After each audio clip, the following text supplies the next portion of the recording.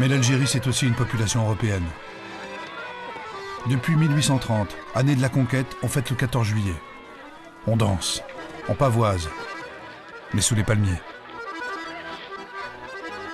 Ces gens sont venus de France, d'Espagne, d'Italie, de Malte. Eux aussi aiment passionnément cette terre qu'ils ont contribué à développer et à faire prospérer. Combien de temps ces communautés vont-elles pouvoir encore cohabiter? Les Européens ne sont qu'1 million et vivent principalement dans les villes comme ici, à Alger.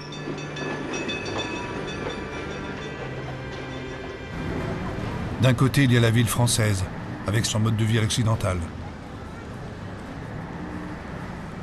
Et de l'autre, dominant la ville moderne, il y a la Casbah, le quartier musulman.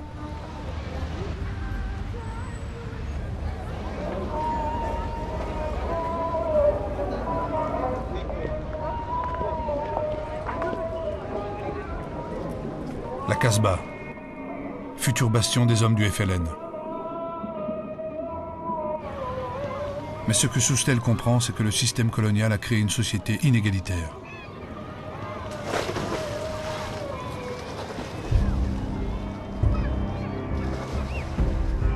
Musulmans et Européens ne possèdent pas les mêmes droits. Une séparation insidieuse s'est faite entre les deux communautés.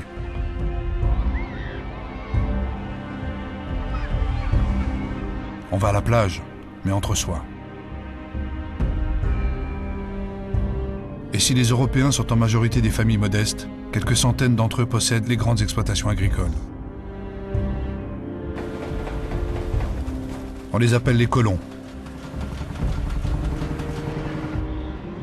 Le rapport de force né de la conquête et de la colonisation ne s'est au fond jamais démenti. Soustelle voit aussi la misère.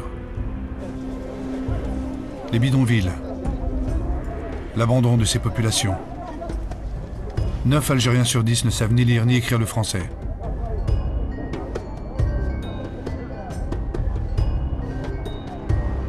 Il sait que ce sont là les ferments de toutes les révolutions.